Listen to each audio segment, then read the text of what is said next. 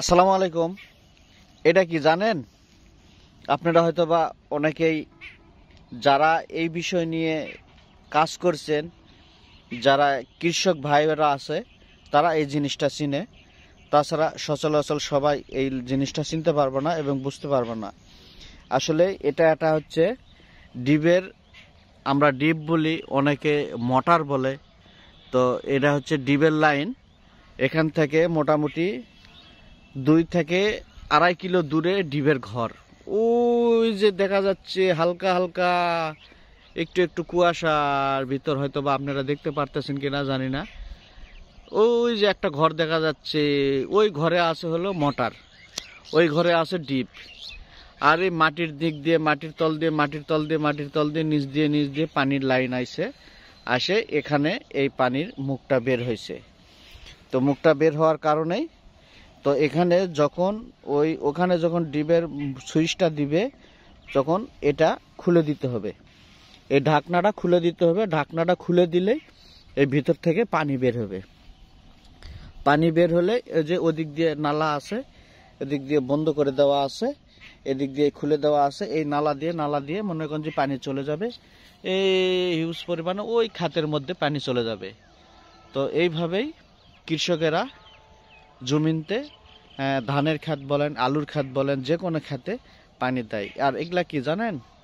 এগুলা হচ্ছে ধানের বীজ, যেটাকে আমরা জ্বালা বলি কিংবা জালি বলি। সেই ধানের বীজ সবে মাত্র ফালাইছে, মাত্র মাথাগুলা বের হয়েছে, জ্বালাগুলার মাথা বের হয়েছে।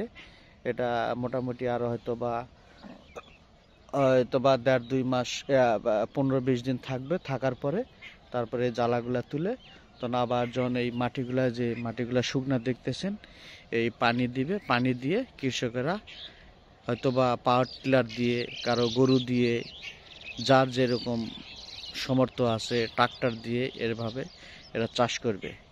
চাষ করে পানি দিয়ে ভিজায়, কাদা করে, তারপরে এই বীজগুলা উঠায়, এই জালিগুলা উঠায় পরে এই জমিনের মধ্যে আবার লাগাবে। এখানে কিন্তু একটা ধান ছিল, যেটাকে আমরা হয়তোবা আমন ধান বলি, অনেক জায়গায় অনেক রকমের ধান খাত বলে। এটাতে লাগানো ছিল কালিজিরা ধান। কালিজিরা ধান যেটা লাগানো ছিল, যেটাকে কালিজিরা আপনারা অনেকেই হয়তো বলেন, যে যেটা পোলার চাল করা হয় আর কি, ওই ধানটা লাগানো ছিল। ওটা কাটা শেষ। এই যে দেখেন হালকা হালকা করে ধান, কিছু কিছু ধান পড়ে রয়েছে। এই যে কালিজিরা ধান, ছোট ছোট ধান কিছু কিছু পড়ে রয়েছে। তো এইসব একটা ধান উঠাইছে, আবার সিজন আসছে বড় ধান লাগানোর জন্য, যেটাকে আমরা বলি ইরি ধান। এই বীজ ফালানো আছে।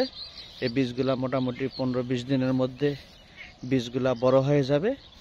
বড় হয়ে গেলেই এই মাঠের মধ্যে আবার পানি দিয়ে কাদা করে পরে আবার এই ধানগুলো লাগাই দিবে।